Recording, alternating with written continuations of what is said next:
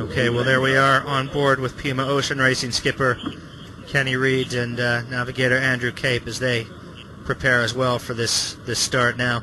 Puma, of course, is they're the boat that showed such good use of that code 0 in the first import race in Alicante. But in the light breeze, it was Telefonica Blue that really swept the day in Alicante. They won both races, and they won them fairly emphatically. Do we expect to see Tele Blue with that kind of an advantage still, Mark?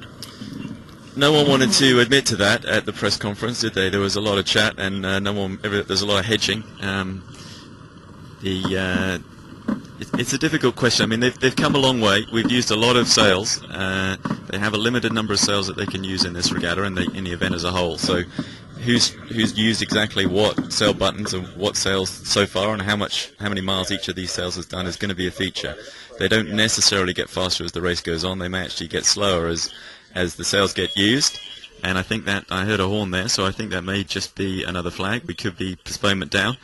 And yeah, I would say it looks like we're going to get a 10-minute gun at 10:30, Peter. So it looks like we're back into a sequence quite soon. All right, let's just check in with Knut Frostad out on the water there. Knut, is that what you're seeing, AP coming down? That's correct, Peter. That's the AP coming down, so I expect us to get back into the sequence pretty soon. And the breeze is still very solid here. It seems like at least Telefonica is now more confident about going with a jib. Puma definitely with a code 0 still, but yes, same conditions. Not a huge change. I mean, it's an interesting thing about the wind direction because although it did shift left, the race course doesn't look too wrong. It looks pretty good. Start time was maybe a bit out, but seems like Bill is now pretty confident about getting along again with it. And the countdown is just now 2, 1, and there we have a new 10-minute gun. Okay, so we are into our warning signal, into our 10-minute starting sequence. We're on board here. If you're watching on VolvoOceanRace.tv, you're seeing Telefonica Blue there. It's the skipper Bauerbeck, co-skipper Iker Martinez. Well, he's the man who's going to be at the wheel, at the helm in this one, as he takes over for the import races. And of course, Mark, he has plenty of experience here on these waters off of Qingdao. That's right. He has a silver medal from the 49er class last summer, 2008. It was a fairly extraordinary final medal race, of course, in the 49ers when our reputedly light air venue turned into 30 knots and some pretty steep short seas when the tide kicked in. So there's some great YouTube clips of that final medal race if anybody wants to get on Google and have a look. It's pretty entertaining. But Iker was the guy that came away with the silver medal at the end of it all, and that was in these very waters. So he should know something about the tide out here and the conditions, even if we are in a different time of year. Well, there's Green Dragon just going past the race committee boats and on board with the boys there on the Green Dragon. So we have skipper Ian Walker, and he, of course, anxious to perform in front of what they consider to be their home crowd, as that boat built in China. They do have some Chinese partners and sponsors, and certainly they've been mobbed since they've been here in Qingdao. The Green Dragon, certainly a lot of local support at the prize-giving ceremonies last night for the Dragon as well. But Ian Walker, very anxious to perform in front of this home crowd and to gain some valuable points. With 4 boats really not participating in the import race, the top guys still get the maximum number of points available. So the winner on the day will receive 4 points, second place 3.5, third place 3 points, and fourth place 2.5. And Walker was joking that he wants to get this in because no matter what, he counts 2.5 points, which isn't that bad a result really on an import race day. No, with Telefonica Black and Ericsson 3 and Delta Lloyd all in various states of disrepair around the South China Sea and not here picking up those points, it's an easy win for Ian Walker and the Green Dragon here to pick up some points and just edge a little bit closer to that 4th place overall at the end of the regatta. And of course, he will be hoping he can pick off 1 or 2, if not all 3, of the guys on the water with him here. They'd like nothing more than that, but even if they're not able to do that, they score some pretty valuable points. We're on board with Telefonica Blue there, so we can see them going past the race committee boat, getting themselves set up and ready. Maybe just pinging the start line there, Mark? Yeah, I think that'll be the plan. It's always best to ping the start when you're moving in the direction that you normally would be at the start. So you go around the committee boat at full speed if you possibly can and ping it in exactly the same conditions that you're hopefully starting the race. That way any lags and errors and delays in the GPS and the electronics and the computer system are all in your favour because they're working in exactly the same way as they will when you actually come up to the start line. Okay, now out on the water, Knut, you're down near the pin end of the start line. How do you see the guys setting up, and what are you seeing in terms of sail selection right now? Well, I think we still see that Ericsson and Puma are going for Code Zero. Neither of them have the jib plugged in at all, so they're not even ready to go with a jib. And both Telefonica Blue and Green Dragon has their jibs up, and none of them even have the Code Zero hoisted. So it's kind of 50-50 here now, that 50% of the fleet is going with the Code Zero at the moment, and 50% is going with jibs. So that's an interesting call, because it's really going to, I think that must make a difference. It's going to make a difference. And we see that start line is quite KN favored. It seems like the race officer, Bill O'Hara, liked it that way. But it's going to be an interesting start, definitely, with these two very different configurations on the four boats. One of the talking points that emerged from the Alicante, the other light air import race venue, was how expensive it is to tack these boats, whether you're using a Code Zero or not in the lighter conditions. And that just gets exaggerated with the Code Zero, I would imagine, Mark. So when you're looking at this, is one of the strategies going to be to just try and kind of hit ley lines, hit that mid-course gate, get out to the ley line, and minimize the amount of maneuvers you need to do?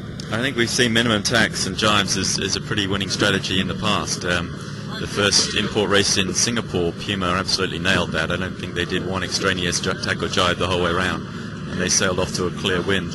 But when it's puffy and shifty, that changes a little bit, and an extra jive to get in position for a good puff coming down onto the course. I think that's a 5-minute gun right there. An extra puff coming down onto the course can make all the difference. So, but today we're sailing in a breeze that's blowing onshore, so it's a little smoother, got a lot smoother than it was in Singapore. It's not such a puffy, shifty breeze.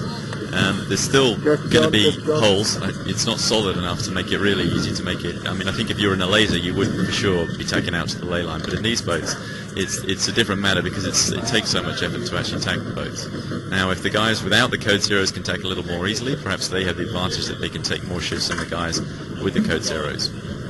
In Alicante, we saw Puma really make that work, that they'd done a huge amount of work on tacking that Code Zero very quickly and efficiently, and I think if there's one boat that's going to start with a Code Zero today, we can be confident it'll be Puma. Well, there we are on board with Puma Ocean Racing, Il Mostro, and of course one of the things that is tricky with this import race, you do get 2 additional crew. For the most part, these guys need to integrate new crew members in, more or less in each stopover. Some of them try and keep them the same. There's a big regatta in America's Cup boats going on down in New Zealand right now, so some of the guys that they have had in the past aren't available in this venue. And Ian Walker was talking about that's one of the biggest challenges, is integrating the 2 new crew members in on board with your existing crew. Yeah, it must feel a little odd. You fly in for these things and you're with a bunch of guys who have just done 15,000 miles together. They'll have their own kind of little language and jokes and stories on board, stuff that they've lived through together that will have made them closer as a crew, and you can't help but feel an outsider, I think. And I guess it does take a lot of work, probably a lot of work on the part of the guys who have done all those miles together to make the new blokes feel at home. I think there's a nice shot there of Puma with their Code Zero, and we can see a guy up the rig there, so they have got the wind spotter in action today. I think that's going to be quite an interesting part of this deal as well, that if they can call these which side of the course to go for. Well, Knut, from your view down on the water, down near the pin end of the starting line, how do things look? We are getting down to just 2 minutes, just a fraction over 2 minutes to the start now. Yeah, we have got 2:40 left to the start, and I was just discussing with Axel here, looking up on the race course. We kind of felt it's been looking darker on the right side of the race course, but right now it could be even the other side. But it's a typical scenario, I think. Well, one side could play off handily, because and also the teams haven't really gone very far up the race course before the start. They've been playing pretty much around the start line. So again, it's the same configuration with 2 boats going Code Zero, with Ericsson 4 and Puma, and the other 2 going with jibs, which I find really interesting. I mean, and I think the interesting thing as well is going to be the Ericsson 4, because Ericsson 4 hasn't been that aggressive with the Code Zero in the import races before. They're really stuck to the jib in Alicante. And we know that Puma have really set their boat up for this kind of sailing, and they have a special winch, a pit winch that's directly coupled to the grinders, so they're able to hurl in the Code Zero really fast in the tack. So that duel between Ericsson 4 and Puma with those two big sails is going to be very interesting to watch.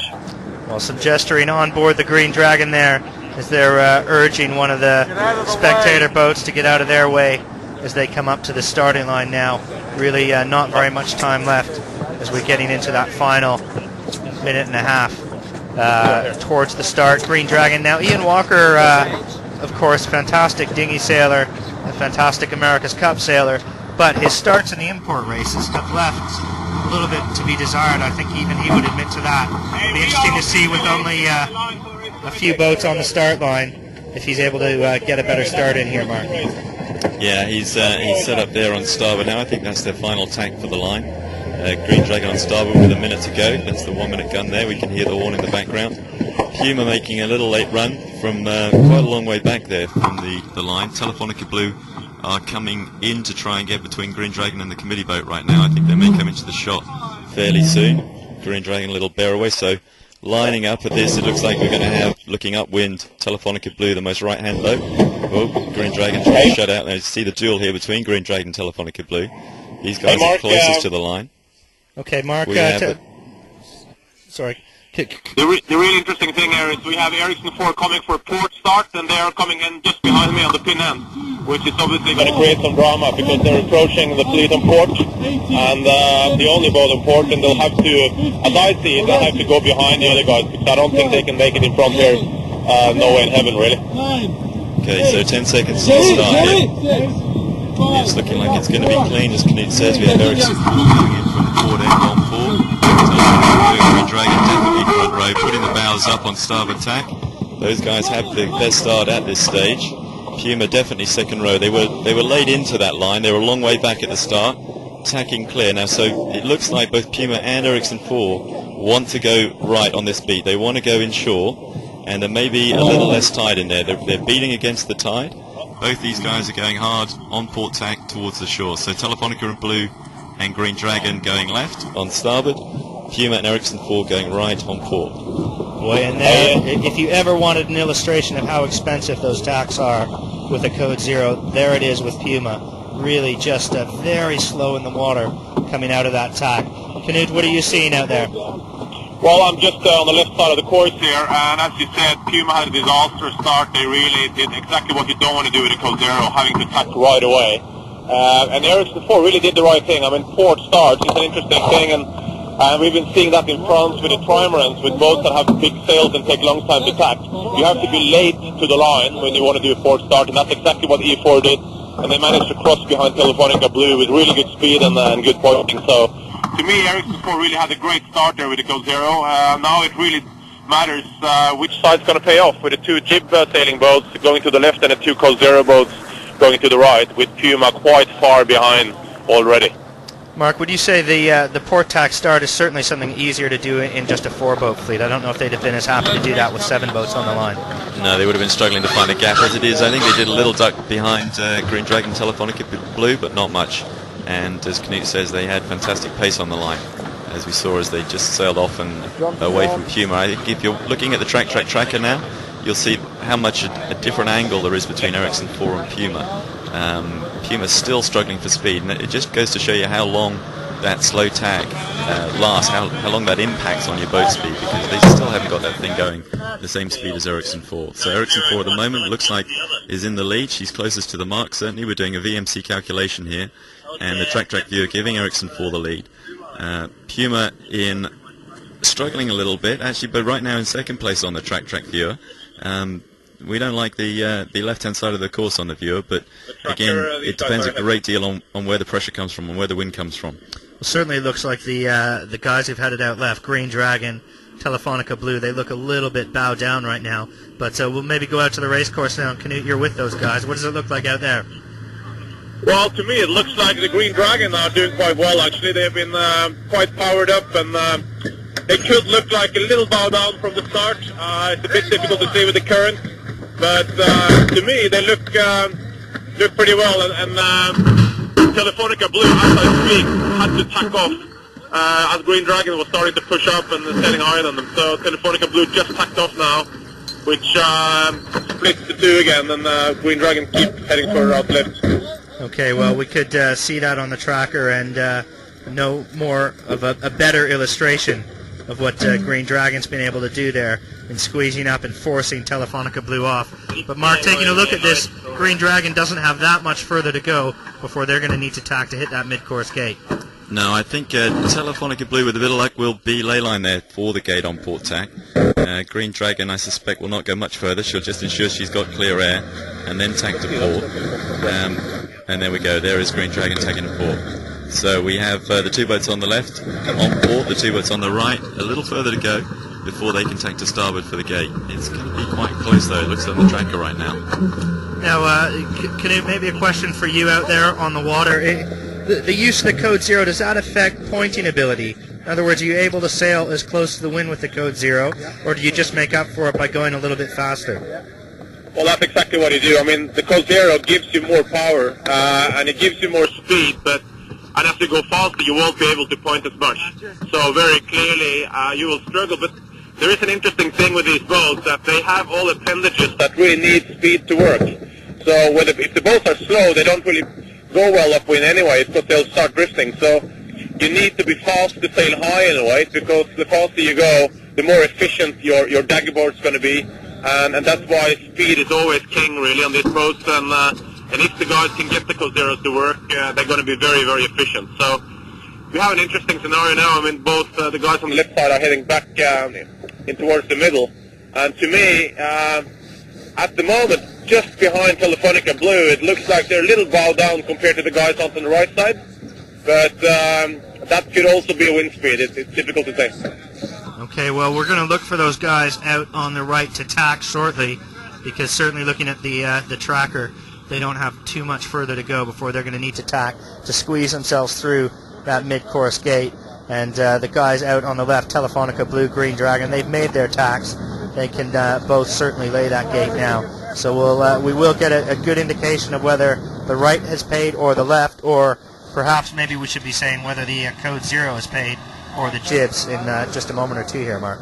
Yeah, it's going to be a tough one to see what we put this down to, because the two guys on the right, Puma and Ericsson 4, have the code 0s. They also have less tide and potentially different breeze, whereas the guys on the left, Telefonica Blue and Green Dragon, are the guys with the jibs and out in more tide, but again, different breeze. It looks like the two on the left have just been headed, actually, Green Dragon and Telefonica Blue. And right now, I think I'll be giving this race to Ericsson 4. Well, Ericsson 4 is certainly looking good on the tracker, but Canute, you're down there and seeing them on the water. How does it look there?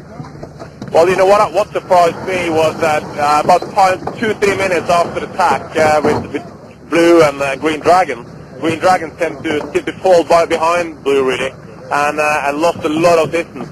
Right close to the gate, Green Dragon has started to point up a little bit again and getting a little bit of a lefty again, but I was really surprised to see how much Green Dragon lost to Blue there by Blue tacking earlier, and it's now as Ericsson 4 is just tacking as we speak. We're going to see the whole difference, but I would say that Telefonica Blue is looking pretty good where they are, but you guys can see it probably better on the tracker. Well, we're just watching. We're on board with Ericsson 4 as they go through that tack, and again, we can see how expensive it is as they roll in that code 0. The grinders just really pumping away on those handles. The sail's back out now, but it's going to take a while for them to get back up to speed. And Mark, from your view, both on Ericsson 4 and on the tracker, what do you think with Telefonica Blue? It looks like it's going to be pretty close. It does look like it's going to be close. A great deal depends on how quickly they can get Ericsson 4 back up to speed. Now they've got that code 0 back out and they've got the boat back on the wind. We can just see in the right hand of the frame there to windward of Ericsson 4 is the right hand gate mark. So they're just going to sneak in at the very far side of that gate. And it's going to be, I think I would probably right now give it to Telefonica Blue. It's not. It looks pretty close on the tracker though. And the ones who really seem to be struggling from our viewpoint here, Canute, is Puma, and I really think that goes right back down to what happened to them on the start line. Yeah, I agree completely. They had a really shitty start and ended up far behind and to leeward and really had no speed for a very long time. But I'm sure they can recover from that. I mean, it depends really on the speed they can manage to keep with the code 0. but most interesting now, I guess, is the conversion between Telefonica Blue and E4. And you guys, I'm sure you can see what the Blue is ahead there. Yeah, it certainly looks like coming into this they might just be, as we have this cross coming up, but Ericsson 4, of course, coming in and really looking like they're powered up now. Again, Mark, they are up to speed, but I think we're going to have to give it to Telefonica Blue. The question's going to be whether they can actually cross ahead here. Yeah, because they're on port tack, so they do have to give way to Ericsson 4. Ericsson 4 on starboard. So at this cross, Ericsson 4 have the power of starboard tack, but it looks like Blue will just sneak across in front. Green Dragon in the shot there. So the Dragon hasn't done too badly out of this either, as these guys come back together at the gate. And that's the intention of this course, is to push. Oh no, that's a duck on Telefonica Blue. I think I can see that now coming in. So yes, Ericsson 4 go across in front. So that was pretty tight. But we give that the first shot in the exchange to Ericsson 4. Have the lead with the code 0 and the less tide on the right hand side of the beat. And the power of the right coming into that cross on starboard tack, really working for Ericsson 4. And now, of course, they've switched sides here, as Telefonica Blue ducking, and you know, perhaps they could have tacked underneath, but it seemed like they wanted to switch sides and get out to the right-hand side, maybe. Well, I suspect that everybody here wants to go for the minimum number of tacks. One of the things I was talking to Ian Moore about, actually, was the fact that it's almost impossible to tack lee bow on these boats, because they just take so long to get up to speed, particularly in light air, and particularly with the code 0s, that you just can't place that tack. You have to do it so far out, it's almost impossible to judge the tack to the right place. So generally you will see the boats cross and go out and try and pick a ley line. Now, whatever happens here, Telefonica Black can do just one more tack and get around that windward mark, whereas Ericsson 4 has got to do at least 2. So if you take that into account, you'd actually have to give the lead to Telefonica Blue. But that only happens if they can pick that final tack and lay the windward mark on starboard in one go. If they get that wrong, and they may well do, then it will hand the advantage back to Ericsson 4. So a lot of pressure on the navigator here, the guy that's calling that ley line. And on Telefonica Blue, that's at least certainly by their crew list, that's Tom Addis, who typically does the weather analysis, but it looked like we saw him running around with the tablet PC on deck before the start, certainly when they were milling around a couple of days ago, and we would assume that that's the same case. And they'll be calling that ley line from a long way out if they're going straight out to it now. Yeah, and in light air and with quite shifty breeze, so you're on a hiding to a nothing, basically. It's not something you find you really want to do. Now, Telefonica Blue tacking there, and it's looking from the tracker position that they may well be hoping that that's their final tack for the windward mark. Hey, Mark, I'm just looking up the race course here, and as I speak, the Ericsson 4 guys got a massive left shift suddenly, which could come to their advantage. And that, looking at Telefonica Blue, they just completely run out of pressure at the moment, and really lost all the pressure, and that's not going to be very good for them.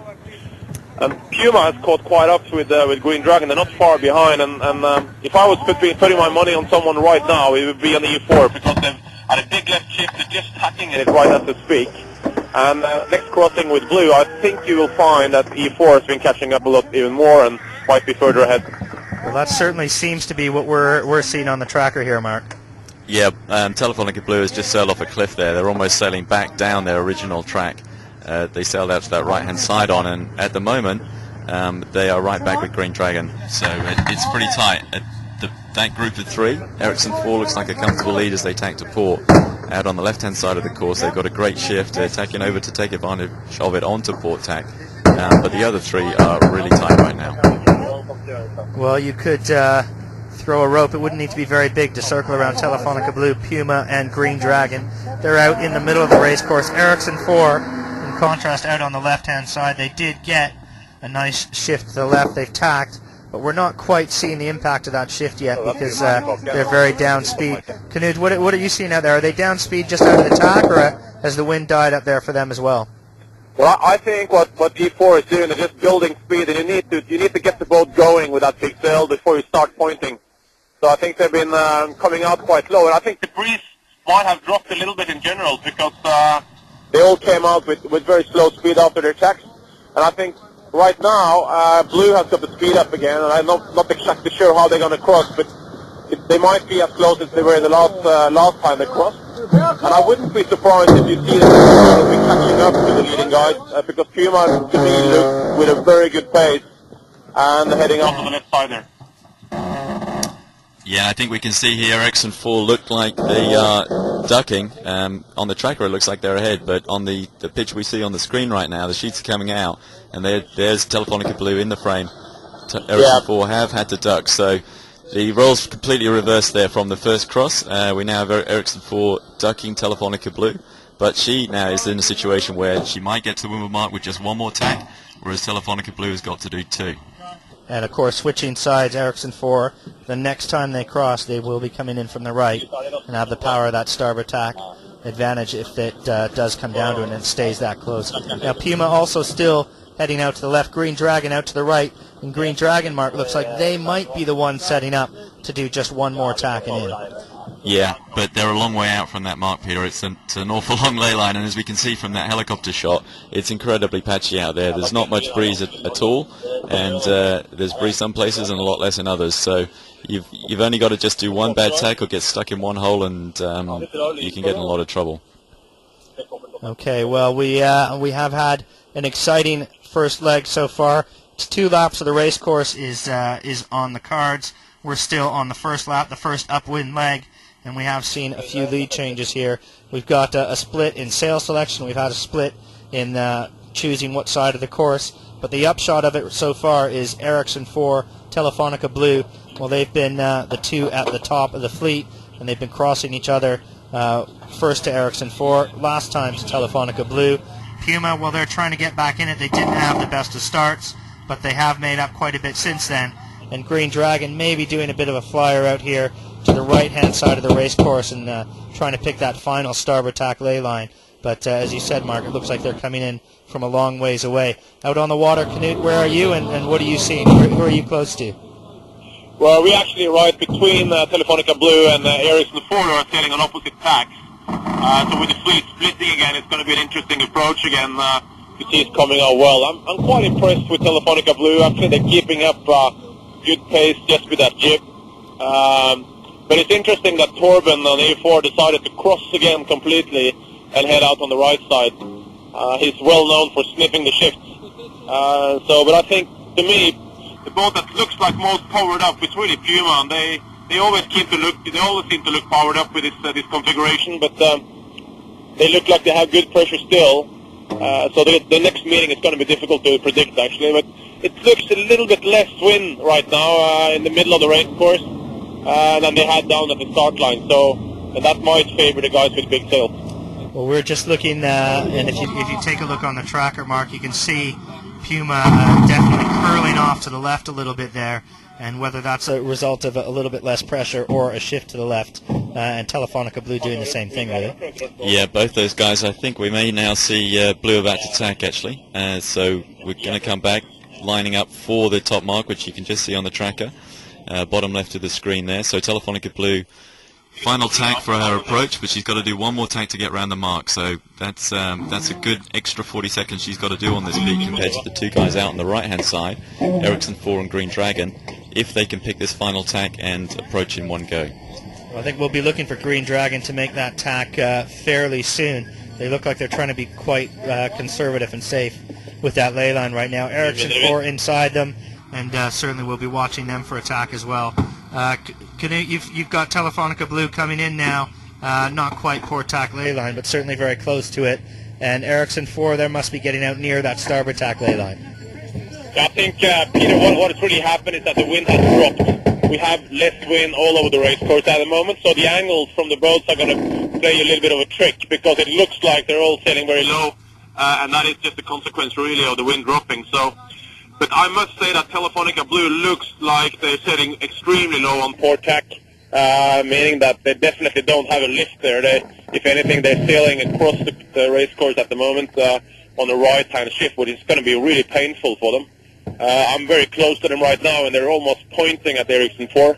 So if that's an indication, it's going to be a good shift for Ericsson 4. But I'm sure on the tracker you'll see that Telefonica Blue is probably the closest boat to the upwind mark. Puma is almost pointing at the Telefonica Blue back there, and looking light and right-handed on the left side of the course, which is a place you don't want to be, really. Yeah, certainly Telefonica Blue, we are seeing them as by far and away the closest to that top mark, and I'm not sure, looking at it on the tracker right now, as Ericsson 4, we're watching them go into their final tack. We know they're going to be down speed as they do it, and unfortunately, if you're a fan of Green Dragon, it looks like they are going to come out of that right on top of Green Dragon. But Telefonica Blue, Mark, from our view on the tracker, I wouldn't be surprised if they're not able to just sneak inside right now. They seem to be much closer to the mark than Ericsson 4. Yeah, they do. They've got that extra tack to do. I think Ericsson 4 look like they've gone far enough. If you compare the angle that they're going to sail with the one that Green Dragon is doing on the tracker, it certainly looks like Ericsson 4 should be able to lay the windward mark on that final tack. But Telefonica Blue is closer, so it's just all going to come down to the pulse and the acceleration in this last little bit here. And for our view out here in the media center at the Olympic Harbour, it looks pretty ugly out there right now. It's got very light, it's got very patchy, so this is going to be very much like the Alicante import race, where it changed incredibly quickly from moment to moment as the shifts came down. And Green Dragon, who earlier in the leg looked like they were maybe right out of it. I mean, they're underneath Ericsson 4, but they're not that far away from them. As it looks like these four boats certainly aren't going to be separated by a mile by the time they go around this top mark. I think the problem that Green Dragon have got is that they may not make this windward mark now, and if they don't, that means 2 more tacks, and that's at least another minute and a half to 2 minutes to get around that windward mark after Ericsson goes round, assuming that Ericsson make it in one go. Well, going out onto the racetrack now to Knut Frostad, you must be up right beside that windward mark right now. Tell us what it looks like. You've got 4 boats coming at you. Yeah, we've got 4 boats coming at us. I mean, obviously, the boat that looks to me like they've made a good recovery is Green Dragon. They're much closer, I think, to E4 and Telefonica than they were down the middle of the race course. But what we see, which is disappointing, is that the breeze is really dropping all over the place. It's going really light out here, and that's going to make it really, really tricky. So, to me, Telefonica Blue is still moving pretty nicely, and I would be surprised if they don't manage to take this one home, although Ericsson has the advantage of the big sail. But how does it look for you guys on the tracker? I mean, for me, Telefonica Blue is still having pretty good pace, but they still have to make that tack, and there's still some beating to do here to get up to the mark, obviously. Well, the thing that stands out if you look at the tracker right now is the angles these guys are sailing, because Telefonica Blue looks like they're almost sailing directly an opposite angle to Green Dragon and Ericsson 4. So certainly the wind a little bit light and everybody forced to sail a little bit lower here, Mark.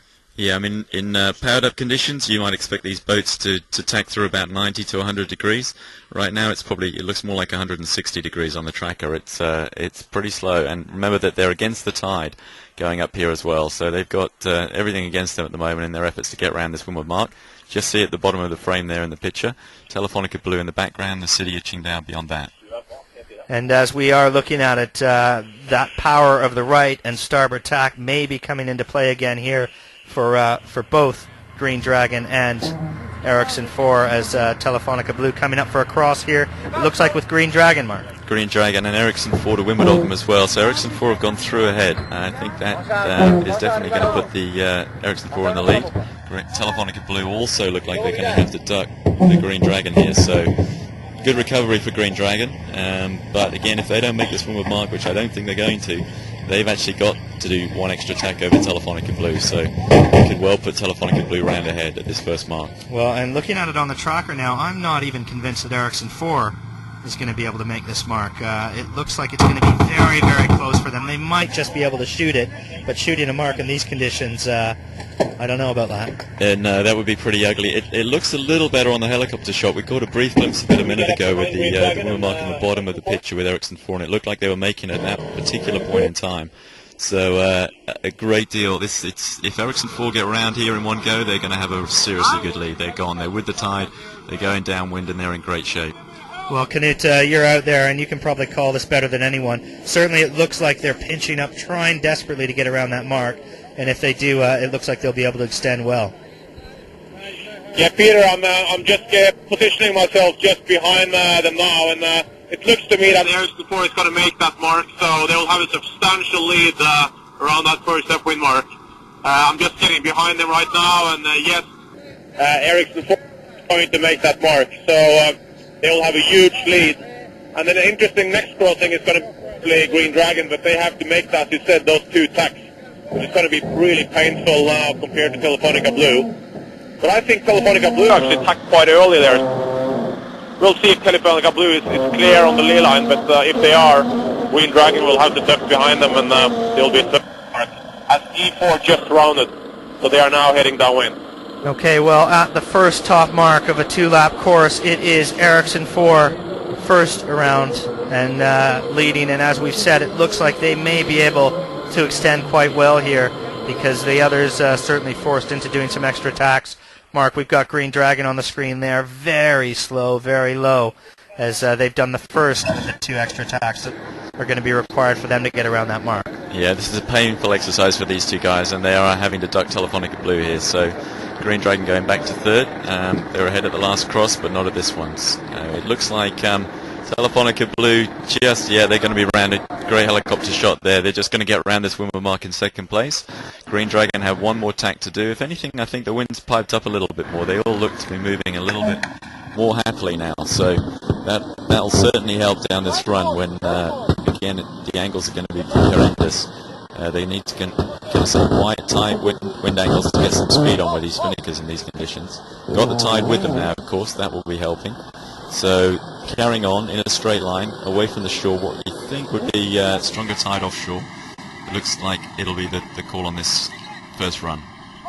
Okay, well, there's Telefonica Blue around in second place, and certainly our unofficial deltas there would be just over a minute, with a lead for Ericsson 4, maybe just upwards of a minute and 10 seconds as they go around. Now, Green Dragon, they're going to be next in third place. They're going around now, not that far behind Telefonica Blue, as they, you can see the spinnaker going up now, being hoisted up to the top of the mast mark.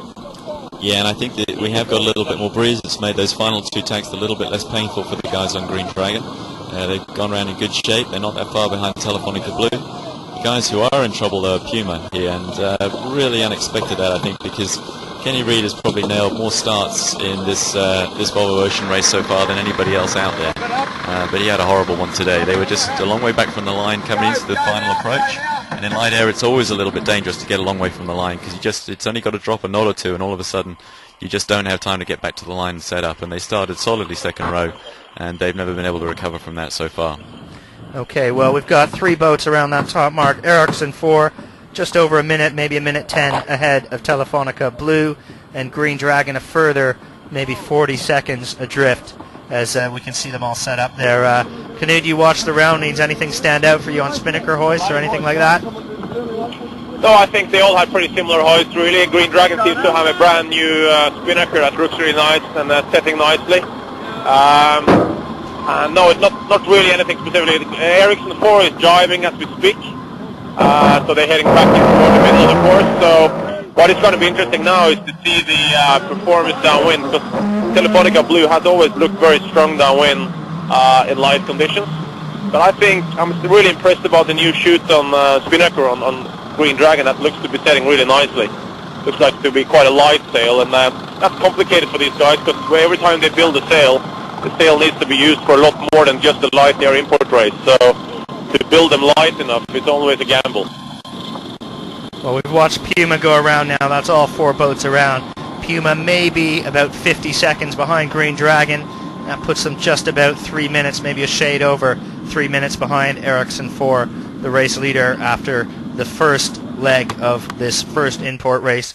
2 races are scheduled. Whether we get 2 in, well, that remains to be seen, but certainly we're going to get 1 in, as we've got leg 1 done. Ericsson 4, your leader. Telefonica Blue, Green Dragon, and Puma. And Mark, Puma, at least, I'm not sure about the others, but Puma's got a man up the mast looking for wind. Yeah, there's a nice helicopter shot there on .tv, and we can see Puma's guy really clearly at the top of the rig. No one else, as far as I can see, has got a man up there, so they're the only ones running that configuration. I think they've got the headset on board so they can talk to him clearly, but it hasn't helped him much on this first beat recover from that start. Well, a tough first leg for Puma. We did see the different setups and configurations as the boats sailed upwind, but in terms of the boats with the code 0, well, they were first and fourth around the mark. The guy sailing with just the jibs second and third, so I don't know if we've learned anything there. Would we expect to see anybody change configurations for the second upwind leg, Mark? I think we're more likely to see the guys with the jibs go for the code zeros, but that depends a great deal on whether or not they're set up to attack them in this inshore conditions. We don't really know the answer to that. We saw all of them using them during the postponement on Saturday. They all had them up. They all looked like they were keen to start with that sail in the light air, but they haven't gone with them today. We have a little bit more pressure, so perhaps we'll see them stick with the jibs. I suspect so. Right now it looks like the breeze has actually come back in a little bit. It got very soft towards the top mark, but at the moment we have some pretty decent pressure, and I suspect that the guys with the jibs will stay with it. Okay, well now we've seen Ericsson 4, they've made their jibe. They're just about ley line on that mid-course gate. Interesting, Green Dragon, they jibed much earlier than Ericsson 4, and Telefonica Blue as well continued out just a little bit further than Ericsson 4. Knut, what are you seeing out there? Where are you on the racetrack right now? Well, I'm just ahead of Green Dragon, Peter, and I was quite surprised to see the Telefonica Blue going that far, because I agree with you. It looks like Ericsson 4 is really just on ley line for that gate. So I think it made sense what Green Dragon did, because they set up a little earlier, and then if anything happens with the breeze, they have the possibility to utilize that for either driving on the shift or heading further down to the gate. So I think I would be surprised if Green Dragon has not been catching up a little bit on Telefonica Blue, but it's still early to say. Okay, well, we'll see Telefonica Blue. They've come out of that jibe. We're on board with Ericsson 4 now as they approach that gate. They're not very far away from it now, and we will see Ericsson 4 leading the fleet by a fairly considerable margin, especially in these wind conditions, as they go through that mid-course gate. They're just about there now. Telefonica Blue, well, they're maybe going to have to heat it up a little bit here, Mark, to make it around that mark. Yeah, it does look as though they have overstood that ley line, that they've gone a little bit too far before they jibe, and that they're having to come in at a hotter angle, a tighter angle than they would have otherwise. It means they've get distance away to both Green Dragon and Puma behind them, and given Ericsson 4 a little bit more of a lead as they come through to that gate. You can see it on the tracker there on .tv, but of course you can open the track viewer yourselves on the website on .org if you want to have a look on your own computer. Okay, well there we are on board with Telefonica Blue as they you can see the guys just winding it on a little bit.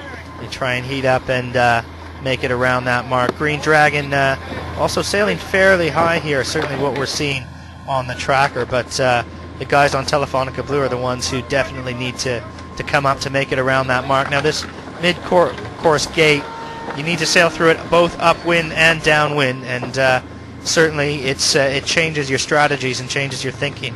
And as a navigator yourself, Mark, I'm sure it has a pretty big impact on those guys. They need to be calling ley lines all the time. Yeah, pretty much your entire job on this kind of course is just worrying about the next ley line and where you are in relation to it, especially when it's this puffy, because the difference in wind speed makes a huge difference to the angle that you can sail. If you look on the tracker now, you can see the angle that Ericsson 4 is going at with maybe a knot or two more pressure in comparison to the angle that Green Dragon and Telefonica Blue are doing with a knot or two less pressure. And so that jibe actually for Telefonica Blue now looks like it's in the right place, because they're doing the same angle as Green Dragon as they come into that mark. So they had less wind speed than Ericsson 4.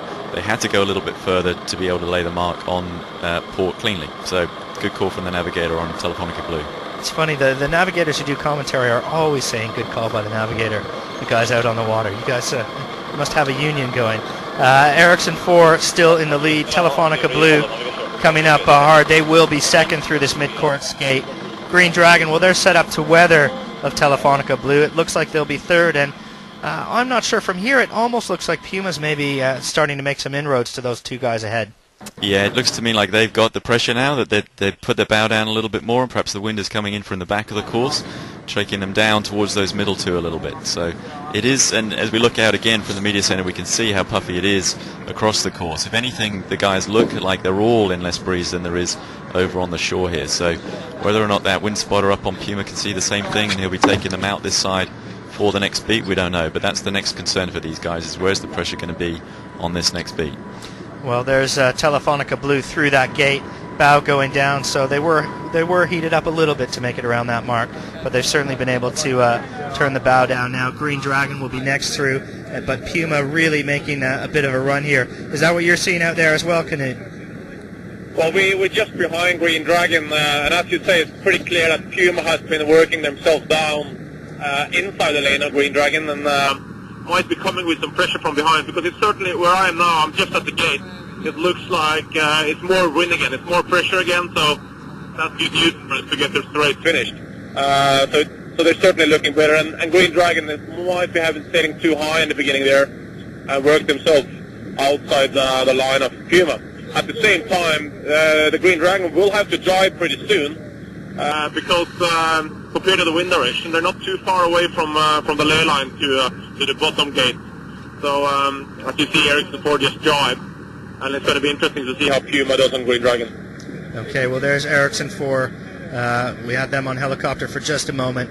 Back with the Green Dragon now, as they will be the third boat through the gate. But I think they've certainly lost some of their lead to Puma, because the guys on Puma are really not very far behind them now, Mark. No, that's right. And I think we can finally see Green Dragon getting back into the pressure, into the better breeze. Their bows coming down a little bit, and that's a great shot there on the helicopter on .tv. You can see that Green Dragon have got the pressure back, and they're sailing now across the bow of Puma, as the shift of the power, balance of power, shifting very quickly out here with the breeze, with the pressure lines, and the Green Dragon look now like they'll be comfortable relative to Puma when they have to jibe and go across on starboard.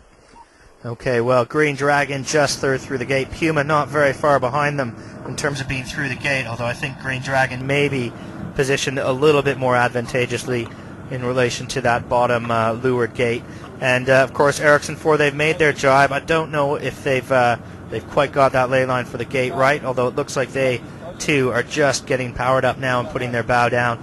And Telefonica Blue, they've done a nice job of sailing and really maintaining their second place position in the middle of this fleet. I don't think they've really lost anything to Green Dragon here. And the union won't allow me to admit that there was anything wrong with that ley line into the gate there either, Peter. So no, they've lost nothing to the Dragon. I think they look like they might even be a little bit closer to Ericsson 4 at this bottom mark here. They've done a nice job. They've got themselves in the pressure, and perhaps that was the reason they set up for that gate a little bit lower than they might have otherwise, is to stay in the breeze, because for sure Green Dragon sailed out of it for quite a while. Took a loss to Puma. They're getting some of it back now as they go across on port, and they're getting back into the breeze. So we now have two boats on starboard, Telefonica Blue and Ericsson 4, both headed down to this gate at the end of the first lap. Green Dragon in third and Puma in fourth, both still on port, looking to pick this final ley line into the gate behind them. Well, Knut, you're out on the water there. What do the conditions look like? Because we're seeing Ericsson 4 and Telefonica Blue really starting to charge down towards that gate now. They don't have very much time left before they've completed this first lap of the race course. No, I agree with you, Peter. I'm just with Green Dragon, and they're driving as I speak. So we'll have a cross there with Green Dragon and Puma pretty soon, which is going to be an interesting thing. And to me, it looks like we still have some pressure here, but it looks like as well that when we get closer to the land, closer to the bottom of the race course, it's less pressure than up here in the middle. So that's going to be interesting to see if the guys behind will catch up something on E4 and Blue. But no, Green Dragon had a pretty nice drive there, but very clearly Puma has been catching up on them big time. So, but not really big changes in the conditions here, and I think Green Dragon drove fairly late there, but pretty much on ley line for the bottom mark. Well, certainly the guys on Puma, we're on board with them right now. We've got that stern camera looking out we can see the whole of the cockpit, and lots of pointing, lots of gesturing as they look to choose their lane. Mark, it looks like they're getting set up to jibe right now. It does. The question for these guys is whether they try and put a jibe onto Green Dragon, or they just go out on port and try and pick a ley line in as well, clean. It looks at the moment like they're going to let them go and just and pick their own ley line, but we'll see that in the next few seconds. Well, Puma setting up. You can hear some of the talk on board, lots of words like pressure here, and they're really looking for that last little puff of wind. Ericsson 4, meanwhile, is at the head of the fleet. Telefonica Blue in second place. Both of those boats are going to need to make another jibe to come in to get through this leeward gate, but it looks like they'll be doing that very, very shortly. Green Dragon, though, it looks like they've maybe called that ley line quite nicely. It looks like they're going to be able to sail straight through now. Yeah, and they're getting a little bit of extra pressure there. It looks like on the tracker, Peter, they've come down, the bows have come down and pointing nicely, and right now they're probably gaining on the other two who are a little further out to offshore. So Green Dragon looking looking like they've done a nice job with a late charge at this mark here, and I think if there's an advantage to this side at this stage, it's going to help Puma as well, and may close up this whole thing at the bottom gate. Certainly one less jibe for the Dragon is going to bring her a lot closer to Ericsson 4 and Telefonica Blue. Well, our very unofficial and rough deltas at the top mark, we had Ericsson 4 ahead by about a minute 10, maybe a minute 15. I don't know if they're going to have that kind of a margin here, so we can see them going into a final jibe towards that finish line. They're going to drop the spinnaker, and they've got the big code 0 up already. That's what's going to take them around now. And boy, the crew work on that boat, very slick, but it's not easy conditions to get these sails down and moved around. There are enormous amounts of sail material there, Mark. Yeah, they're very big sails, and of course there isn't that many guys on board. Even with the 2 extra, they're pretty short-handed for a 70-footer. On this kind of short course racing, so even the most basic boat handling becomes pretty problematic. So Ericsson 4 looks like they're coming around for the gate, code 0 back up, so now they're battling the tide again against it on this next leg. It's still flowing to the northeast, fading quite quickly though, so a little bit less of a hindrance on this beat as comparison to the last one. Green Dragon coming in on starboard. We can't see them in the picture yet, but Canoe, what can you see on this cross coming up? Well, I can see the interesting thing is that Green Dragon now got their code 0 up, which is changed from the previous upwind, so they obviously want to have the same power upwind as the other guys. And it looks to me that Ericsson was very early with the maneuver, very, very conservative, and sitting like that with the code 0 for such a long time, they allow Telefonica Blue to catch up quite a bit as they keep sailing with the spinnaker. But Telefonica Blue is hoisting the jib, so that means we will have 3 boats next upwind with code 0s, and only Telefonica Blue with a jib. Well, the guys on Telefonica Blue, of course, excelling in that first import race in Alicante. They won both of the import races on that import race day, and they certainly probably don't feel the need to change the way they're sailing. Sitting in second place here, we are on board with the guys on Telefonica Blue right now as they go around, but it looks like it's going to be Ericsson 4 leading through this gate. They're just about around that bottom mark now and about to start to head upwind. Green Dragon, Telefonica Blue, Puma, they're the boats chasing. It's going to be Telefonica Blue in second place, but the Green Dragon mark have really made a charge here and closed this game up. They have. It looks like it's going to be a lot tighter at this bottom gate than it was at the windward mark all round, actually, as Ericsson 4 sail away on port. Nice rounding, very conservative, very smooth. No problems on the Ericsson 4. Telefonica Blue look like they're going to be next at the leeward gate here at the end of the first lap. So Telefonica Blue here, we're on board with them now. That's the spinnaker coming down. Simon Fisher in the frame there, hauling on that chute. And they're pretty slow right there, though, I would say. They're looking a little soft at this gate. They need some...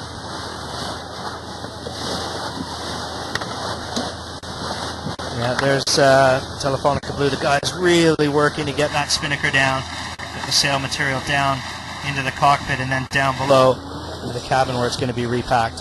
Yeah, I think what's happened is there that they've actually not... They've come in too far above that mark that they needed, if anything, to put one more jibe in to get down to it, and they've actually had to bear away way below their optimum angle to get down to this leeward gate.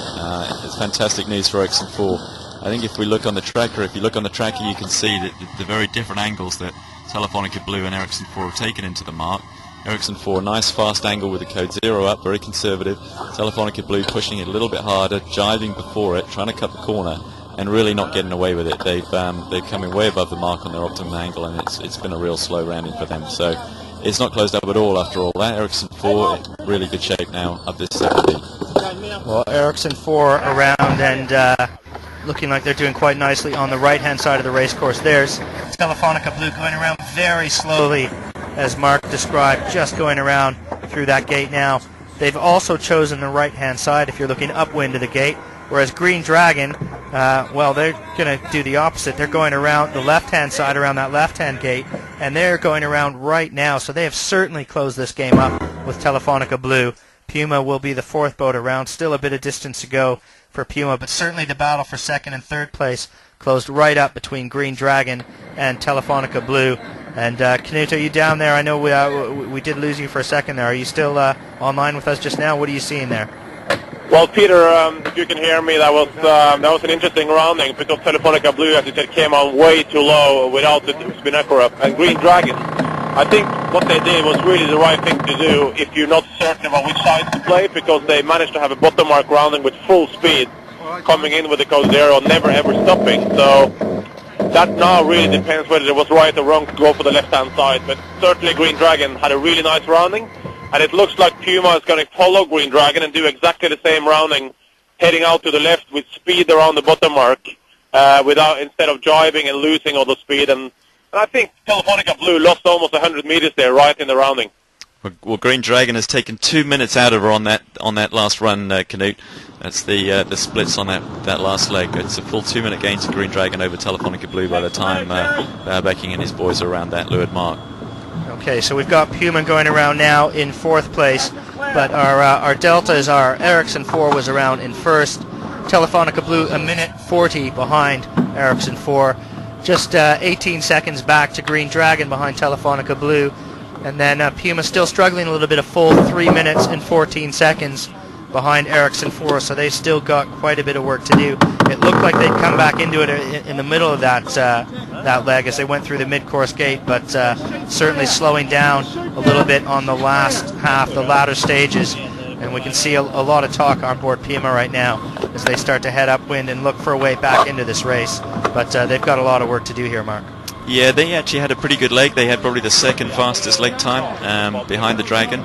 So they caught up on the first two, Ericsson 4 and Telefonica Blue, but it's the Dragon that's jumped forward and given themselves a race for this second place here. We've got the same split now as we had at the first beat.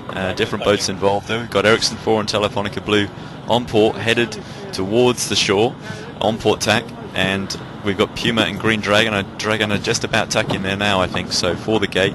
But prior to that, Green Dragon and Puma were on starboard, headed out to the left-hand side of the beat. So we had the same deal with the big cross coming up at the gate here again to see who's won and lost. And again, if you're watching this on the tracker, you can see it if you're watching on .tv. If you have track up and you're looking at it on the tracker as well, you can certainly see those tacking angles are absolutely enormous in these light conditions and with those big code zeros. So it does make going upwind against the tide a very unappetizing prospect. But Green Dragon, they've tacked now. They're heading for that gate. They're coming back to the middle of the racetrack, whereas we've still got Telefonica Blue and Ericsson 4 out on the right-hand side, and Puma following Green Dragon out to the left. Canute, out on the course, what are you seeing out there? What's it look like, and especially in terms of conditions and wind speed, what do you see? Well, it's going to be interesting, obviously, what happens with Green Dragon. They look like they came out of the tack really low on port, and you guys can probably see that on the tracker, but I'm just to leeward of Green Dragon, and they don't have a very great pointing on the port tack there, so I'm really questioning whether they attacked on the shift or whether they just bailed out of something they didn't believe in anymore. Because Ericsson 4 is still having pretty much the same pointing and same course as they had from the bottom mark, while I find Green Dragon really low on port, having to cross all the way over. But it's hard to say, and Puma is looking pretty, well, actually Puma is just about tacking, so they are following Green Dragon, and they're all going to be on port tack pretty soon. Okay, well, the fleet agreeing on port tack, although, of course, Ericsson 4 is going to need to tack fairly soon to make it through that mid-course gate. We've got a nice shot of them from the helicopter. Mark, they look like they're making plenty of speed through the water there. Yeah, they're going just fine here at the moment. They've certainly got the pressure, Ericsson 4, on this side of the course. Probably a little bit less tide as well still at this stage. The tide is fading over the next hour, but at the moment they're in really good shape with the breeze at least. Ericsson 4 certainly making good pace there out on the right-hand margins of the race course. We will see them tacking in the next minute or two. They've got to make it through that mid-course gate. With them out on the right-hand side is Telefonica Blue as we go on board with the guys on Telefonica Blue. Iker Martinez at the wheel, Skipper Bauer Becking on board. He's talking right now, and he'll certainly be putting plenty of opinion into the strategy sessions on board there as they decide what to do, see if there's any way that they can catch up to Ericsson 4. But they've also got to be worried behind them about Green Dragon and a little further back Puma, because certainly the Dragon making some nice inroads in that last downwind leg. And from what you see on the tracker, Mark, Green Dragon looking fairly good here. Yeah, and I think what we see is that Ericsson 4 and Telefonica Blue are actually a little bit lifted. They're going a little higher now on the tack that they're on. and that's going to make it ugly for them because they've got to attack pretty soon to get through the gate, and they're going to come back in on a big header in comparison to the Green Dragon, who will be on the alternate lift. So it could be pretty tight here at this first cross at the gate, certainly between Telefonica Blue and the Green Dragon. Well, Ericsson 4 certainly getting to the point where they absolutely must tack fairly shortly if they're going to make it through this gate. They don't have much time left, as we'll watch for that to come up in just a second. Green Dragon doing nicely in the middle of the race course, and Puma just set up to windward of Green Dragon, a little bit behind, but they also seem to be making fairly good pace there now, whereas Telefonica Blue and Ericsson 4, I guess the reason they're holding on is that lift you're talking about, Mark. That's right. They're waiting for that shift to go back, although of course if it does, then they'll end up overstanding and taking a loss as well. So I think we're going to have to see Ericsson 4 just accept it pretty soon and get onto starboard tack and head back in towards the gate. There's the Green Dragon, Damien Foxall in the frame there, having a look around. Right now they're pretty nicely positioned. They're in the middle of the race course, they're on the right tack, and they're going pretty well. You see Puma coming into the frame behind them there. Actually, if anything, it looks like the Green Dragon is going a little higher and a little better than Puma right now. They're coming up to them. So pretty nice for the Dragon here. I think I'd be worried if I was on Telefonica Blue by the time they completed that tack. Oh, and as I say that, it looks like a big header on the tracker for the Green Dragon. So just keep my mouth shut on those ones. But the Ericsson 4 now attacking for the gate. Ericsson 4 coming in on starboard. And the big question is, where are they going to end up once they've done the build here? Well, again, we can see what's involved in making that tack with these big code zeros. The sail has to be rolled in, the boat tacks, and then it's pulled out on the new side. And of course, all through that, the boat losing speed. But they're into their build stage now. As they come, they're just going to come up to that mark. It's not very far away, maybe 100 meters or so from the Ericsson 4 there. It looks like they'll still lead through this gate, but Green Dragon is really making a run at the mark. Yeah, that's right. It looks pretty close on the tracker at the moment. It's hard to be absolutely sure on the water, and you can see how far Ericsson 4 is in front of Telefonica Blue. I think we may well see the Dragon ahead of Telefonica Blue at this next cross, because they've got to get across in front completely clean, because they will be on port, and Telefonica Blue will be the starboard tack boat with right. So Telefonica Blue coming in with the power of the right, but Green Dragon might just have got enough in to get across the front. Well, Knut, you're out there. I think you're still with Green Dragon. What are you seeing? Because they're coming up to that gate. Ericsson 4 just about to go past the mark for the gate now. Call it from what you see out there.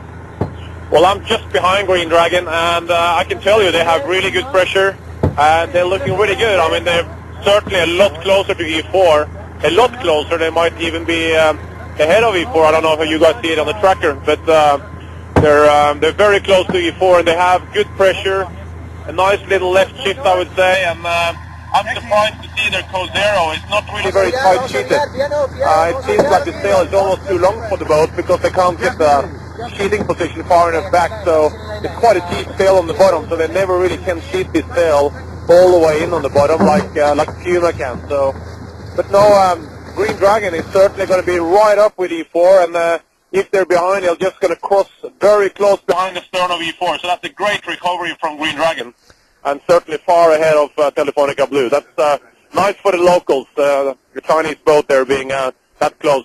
Well, we can see Ericsson 4 maybe just heading up a little bit now that they've gone around and past that gate with Green Dragon.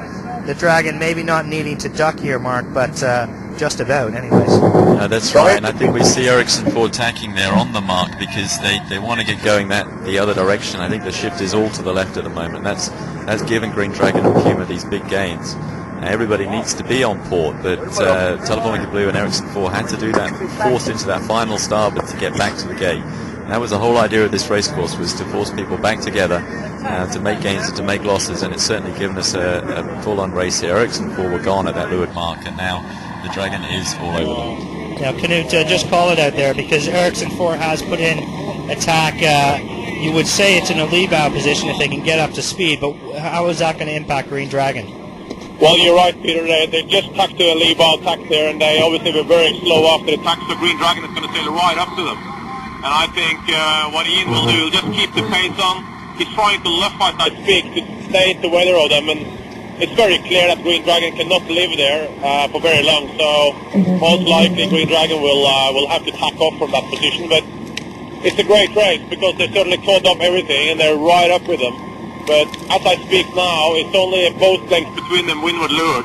And I can see that Ericsson 4 is clearly capable of pointing more than Green Dragon with that really strange bottom of the Code Zero that Green Dragon has, because they can really not sheet it in. So they'll struggle to point as much as Ericsson 4. Yeah, there's a fantastic shot on .tv there of the Green Dragon's Code Zero, and we can see how loose it is on the foot, and what a full sail that is. So it's certainly not a sail for going upwind, and that may well have enabled Ericsson 4 to attack in a position to force these guys away. But it does take so long to build speed. It's a difficult thing to do, as we said before, that if that helicopter shot just pulled out another, there it is, there's the extra 15 feet. We almost saw the Ericsson 4 there, but not quite. So now we have the two boats in relation to each other, and I think Green Dragon are going to struggle to live there. Ericsson 4 have managed to hold on to their lead and really nailed them with that tack. And Mark, the interesting thing as well is that Telefonica Blue is going to cross behind Puma, as it looks to me.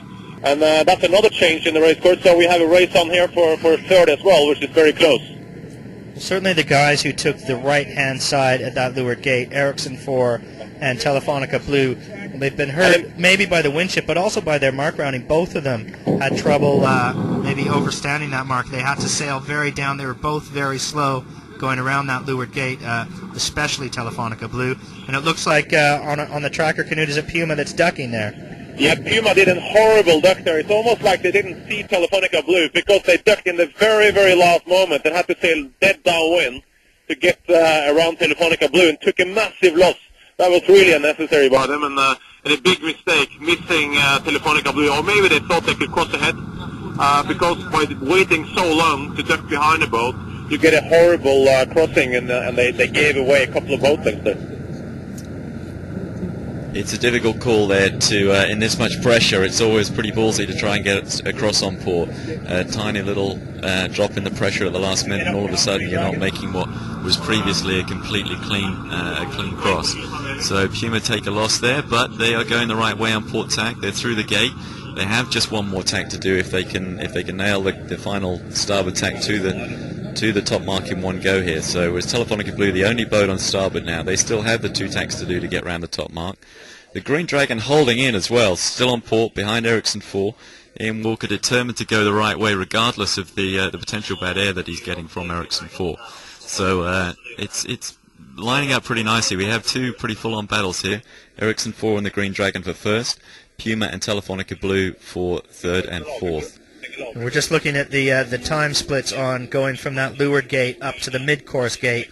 Green Dragon, they make up nearly a minute and 30 seconds on Ericsson 4, but on Telefonica Blue, really all but a full 3 minutes gain to Green Dragon, just on that bottom half of the upwind leg, the second upwind leg. It's a 2-lap race course. We're just about 3/4 of the way through when they get up to this top mark, and Mark, it looks like Iker Martinez Bauerbeking heading out to that left-hand side now, and boy, they seem to be on their own on starboard tack heading out to the left. Yeah, and short on choices really. I think if they accepted the tack and go back with the other guys, then they're going to be in trouble. They've got the extra tack to do whatever happens, so they might as well try and make that final tack to starboard as short as possible and as precise as possible, when it gives them the opportunity to close some distance on the three guys who are going all the way out to the right-hand side and making a very, very difficult call from a long way out to try and line that mark up on starboard.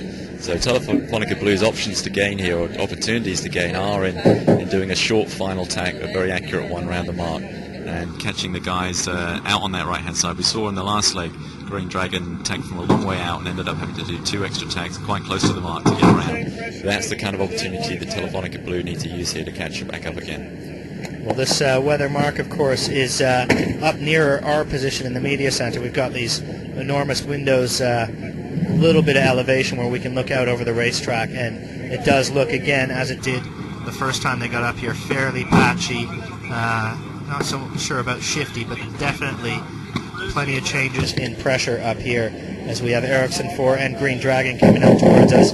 Puma as well, Telefonica Blue, well, they're heading away from us, but we'll go back out on the water just now to Knut Frostad, and if you can tell us what you're seeing from your position down low on the water with these guys out on the right-hand side of the racetrack. Well, Peter, the Green Dragon obviously just keep following E4. They're giving away distance all the time as they're really sitting in a bad position. But I think Ian Walker is so keen to score these points. It's not important for him to win the actual import race. It's very important for him to get any boat, but keep the boats behind him, which is Puma and Telefonica Blue.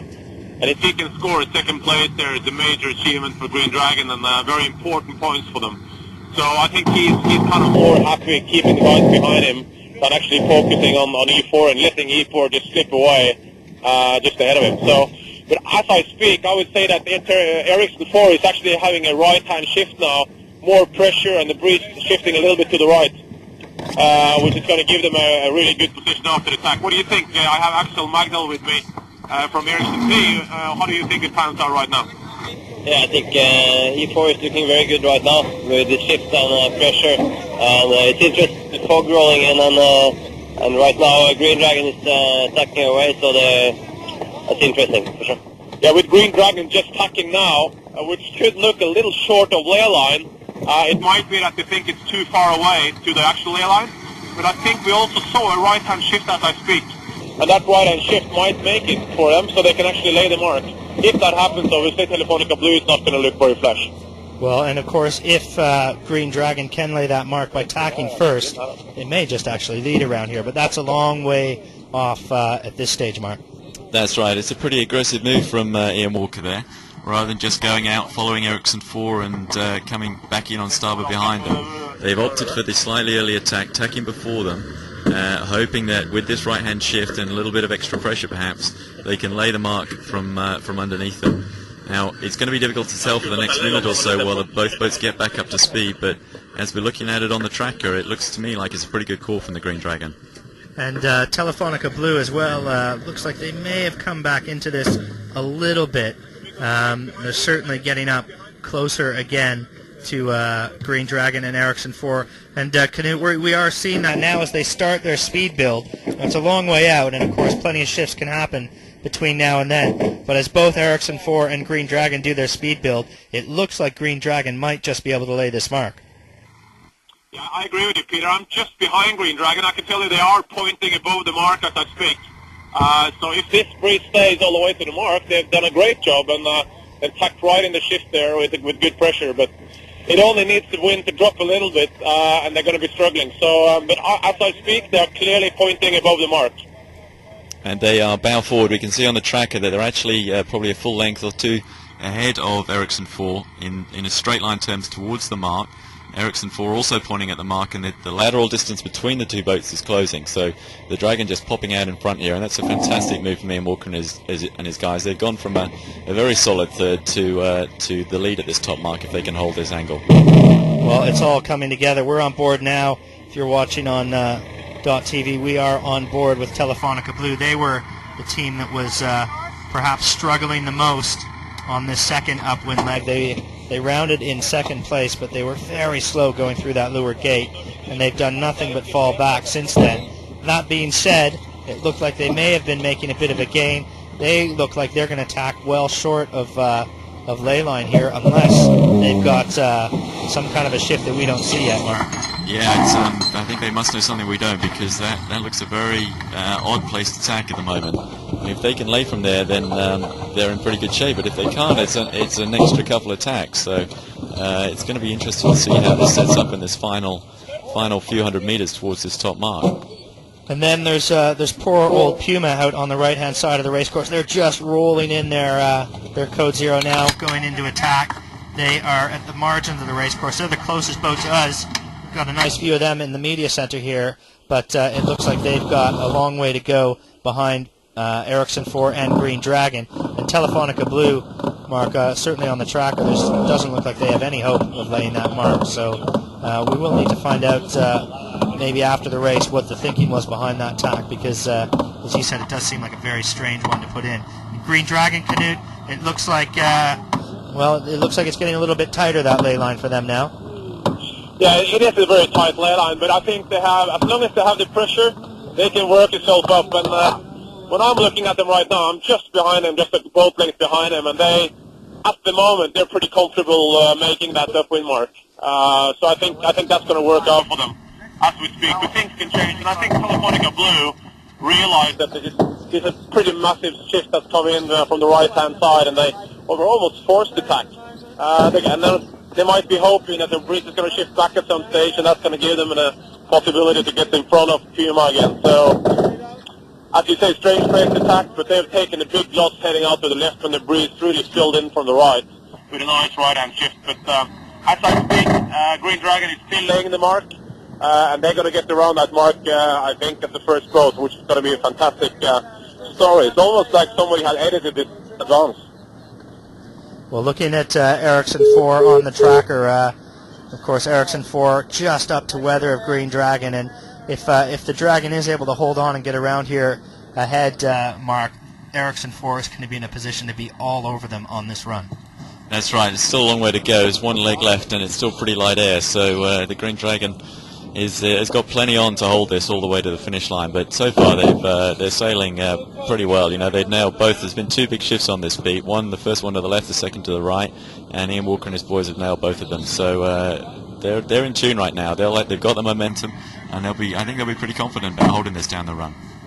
Okay, well, Green Dragon desperately trying to lay this mark. We've got you can see a spreader camera view there. We're seeing on board the Dragon down to the deck, and we may be able to just pan over and see Ericsson 4, which is just set up to the right of them, just to windward of them, as that camera keeps moving. There we go. Just about got Ericsson 4. There they are. You can see how close it is. There's really not very much between them, and Ericsson 4 will be sailing a slightly faster angle all the way to this mark. That's right. It's a question of whether or not they can get far enough forward. And I think what we see on that camera right now is that they are actually creeping forward on Green Dragon. Now this could spell trouble for Green Dragon if they can't hold their bow forward all the way to the mark. If they get rolled here and can't lay it and have to do a tack or two, then it's going to be pretty ugly. But they're setting up the spinnaker on the bow. I think that they think certainly that they're in good shape, that they're going to make this one. But as you say, I think they're going to be very close to it, and they're going to be very close to Ericsson 4. Well, sorry, Mark. I was just going to say, Knut, you're down there. It's there's really nothing between these two. They're going to go around this mark neck and neck, and certainly Ericsson 4 looks like they're just getting over top of Green Dragon now. Yeah, but Green Dragon is going to get around the mark. They're going to be the first boat around, and Ericsson 4 is completely rolling as I speak. But they both get around the mark. Green Dragon is also getting around the mark. But E4 is already ahead of them as I speak, because they're completely to weather with more pace and more wind. So that lead for Green Dragon didn't last for long, but they did a magic recovery. So it's going to be a close fight, but as I speak now, the Ericsson 4 guys probably have about 2 knots more boat speed.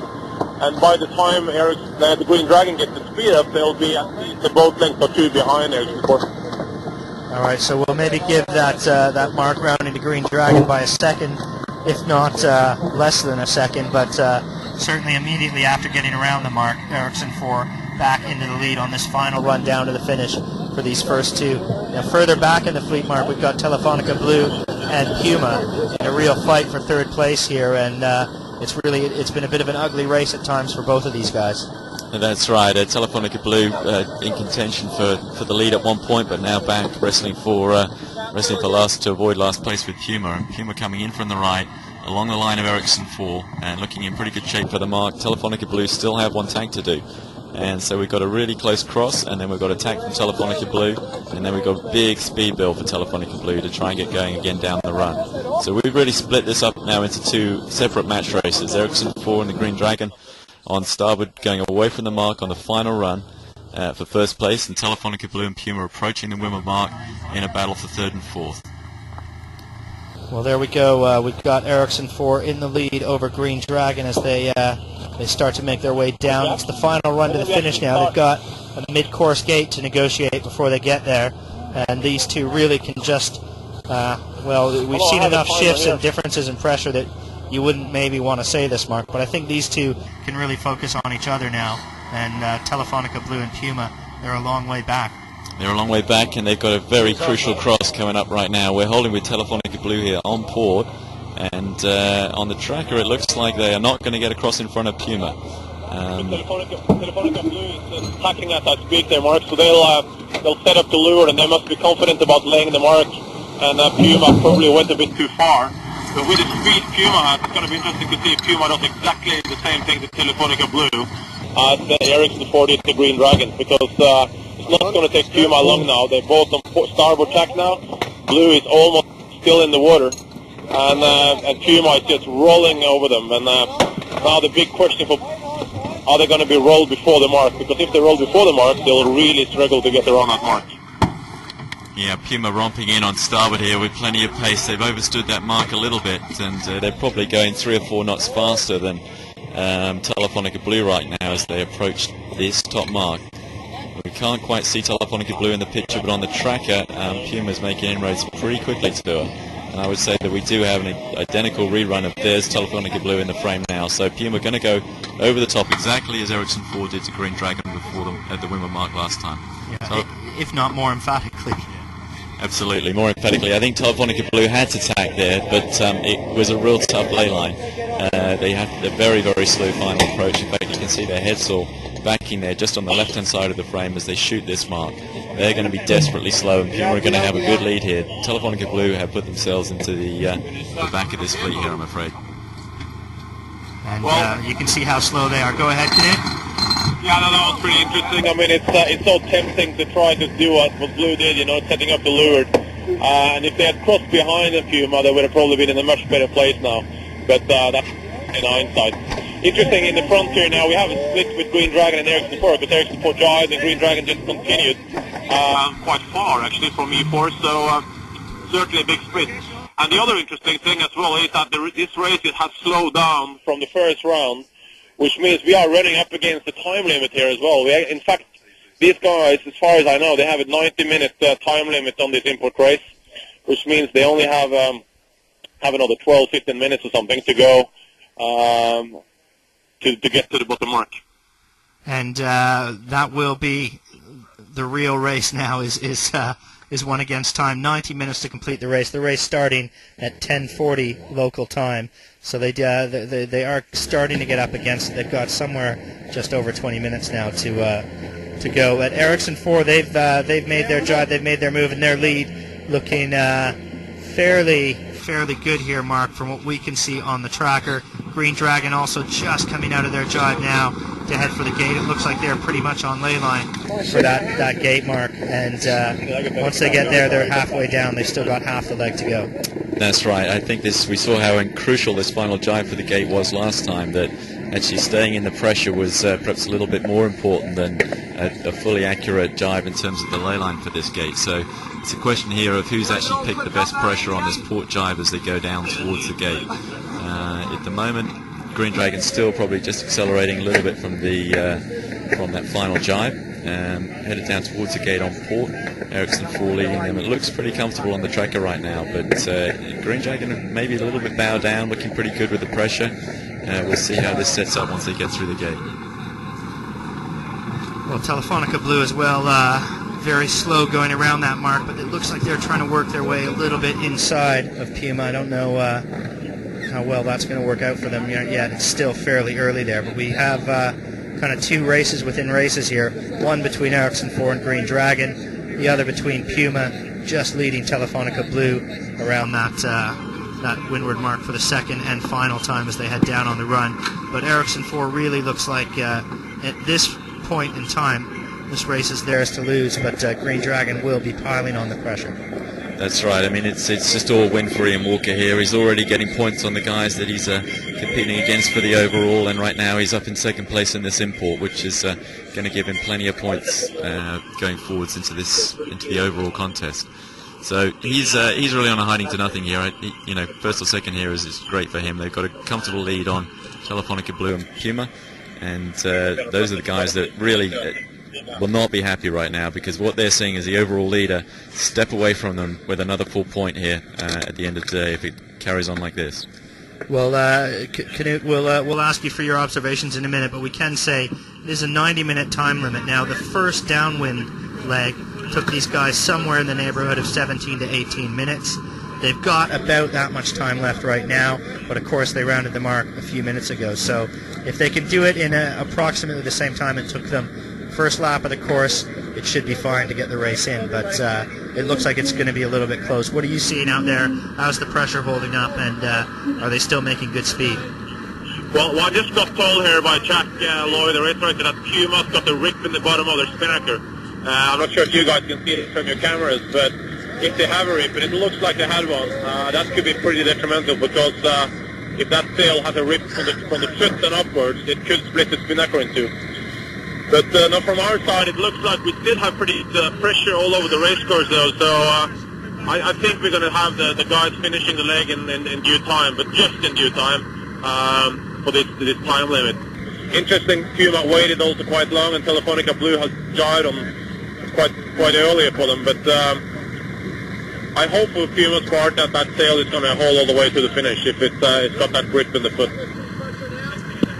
Well, neck and neck between Puma and Telefonica Blue, both of them setting up now on port jibe as they head towards that gate.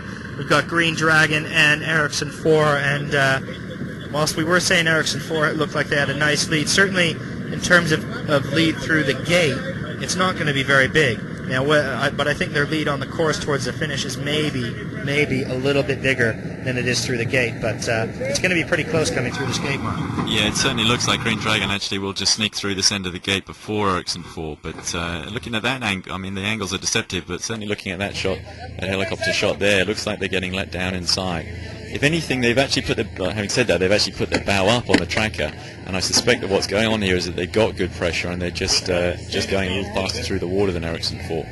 Ericsson 4, in contrast, have got their bow up a little bit. Perhaps they've gone a little bit soft. And right now, again, Ian Walker's team on the Green Dragon look like they have the momentum. Okay, well, Green Dragon just about at that gate now. And indeed, they will be the first through this gate. The question now is the position of the finish line. You can see the mark there. Green Dragon just slides by. So they are the leading boat through the gate. But whether they're actually closer to the finish line than Ericsson 4, well, that's going to be something that remains to be seen. It's certainly going to be a very close finish between these two, at least the way it's set up now. And it looks like Green Dragon, in terms of their angle, they're sailing a little bit lower here, Mark. It looks like they might have a little bit more pressure, but let's go out to you, Knut, on the racetrack. What are you seeing, and how does it look for Green Dragon and Ericsson 4 here? Well, I think your observations are right. I think Dragon has been sort of sailing a little lower. We see the same thing on Puma and Telefonica Blue. Quite a big difference on the courses those two guys are sailing, with Puma sailing clearly lower than Telefonica Blue. And it might look like they're having more pressure down there. And now Ericsson 4 is just driving as I speak. So we'll see the first crossing between Green Dragon and E4, but I do think E4 is still ahead, but it certainly looks like Green Dragon might have caught up some distance, and still good pressure, still good breeze all over the race course, so we're quite optimistic that this is going to last all the way down to the bottom. Ericsson 4 had a pretty good drive there, but they look pretty slow in the drive and slow after the drive, while Green Dragon still have pace on. So the first crossing, I think, will be very close between those two guys. Okay, we'll just slide back to the two boats further back in the fleet for a moment. We've got Puma and Telefonica Blue, and certainly all but a match race between those two right now. If you are watching us on .tv, you can see the foot of that spinnaker for a moment. You could just see that little tear that Knut was talking about earlier. We're on board with Puma there. And a big cross coming up now between Ericsson 4 and Green Dragon. And we'll bring you a shot of that in a moment, because this could be very much close to a race decider. And you've got Torben Grail on Ericsson 4, you've got Ian Walker on Green Dragon, and these guys have both spent plenty of time match racing, Mark. Yeah, it looks desperately close on the tracker. Ericsson 4 coming across on starboard, and it looks like Green Dragon are going to try and jibe on top of them onto starboard. So this is a big moment for the Green Dragon, and we're on board with them now, jibing onto starboard. If they get this one in the right place and can put their dirty air from their sails onto Ericsson 4, they can soak down onto them and make this a race all the way to the finish here. Nice jibe from the Green Dragon. All pretty quiet and slow. But they come out of that on starboard. We can't see Ericsson 4 at the moment in their position in relation to them, but there's a wide-angle shot. Ericsson 4 also on starboard, moving out. I think that's probably a finish mark there. Difficult to tell from this angle whether or not Green Dragon have got on them. Ericsson 4 on the tracker looks like they've done a big bear away to actually get some separation, to get some leverage, and go slow and get clear air behind Green Dragon. looks like that's the situation right here on the tracker, but out on the water. Yeah, go ahead, Knut. What can you see out there? Yeah, I'm just behind Ericsson 4, and I think what Torben did there was a classical tactical move. You know, he was realizing that he didn't want Green Dragon to drive too late, to be just on top of them. So he pointed at Green Dragon and letting Ian believe that Ian was probably looking better than he was. So Green Dragon jived too early there. They should have waited a little to get closer to them. And as soon as they jived, E4 went down again on their normal downwind course. And then we saw the actual separation between them, which is bigger than what you would think. So right now I think E4 has it pretty much under control, because it is a quite big separation, and Green Dragon is not looking that fast up there to weather and trying to soak down rather than keeping pace and speed. Well, it is certainly going to be neck and neck between these two. Now, in terms of that time limit, it's 90 minutes for the first boat to finish. The rest of the fleet has 20 minutes if they want their finish positions to count. I don't think that 20-minute situation will come into it, and to be honest, it looks like now with these guys, assuming that the wind doesn't die completely over the next few minutes, it looks like we shouldn't have a problem with the time limit, Knut, but it will be by just a matter of minutes, certainly. Yeah, great shot there from the helicopter of Ericsson 4 and Green Dragon, and it does look on the tracker as Ericsson 4 have a little bit of pressure. They certainly got good speed, good angle. But looking at the two boats there, you would think the Green Dragon must be pretty close to sending some dirty air back onto Ericsson 4. Well, we are coming down to the final stages of this race. It's been, despite the lack of wind, it's been a bit of a classic, Mark. There's been plenty of lead changes. There's been plenty of boats coming from seemingly coming back from the dead to get right back into it, and you can't really say you know what's going to happen from moment to moment. So it has been certainly a very interesting race as we get down to these final stages. Ericsson 4 and Green Dragon, they're not just racing each other, they are racing the clock as well as they try and squeeze in ahead of the 90-minute time limit for the race. Yeah, just one. It looks like one final jibe for Ericsson 4 here. Keep their air, no problem keeping their air clean on that final jibe back into the finish line. It does look like Torben's got it, although the track is giving Green Dragon the gains at the moment. It's not entirely over yet. Yeah, certainly, Knut, from our perspective here, from what we can see, the positioning of Ericsson 4 is what's really powerful. They do seem to be inside and maybe a little bit closer to the finishing line. Yeah, no, it's pretty clear that Torben's got this in the pocket at the moment. I mean, he's, if anything, he's sailing a little higher and a little bit more pace than Green Dragon, which is going to get him in front. And he's really now between the finish and Green Dragon. That's exactly where you want to be.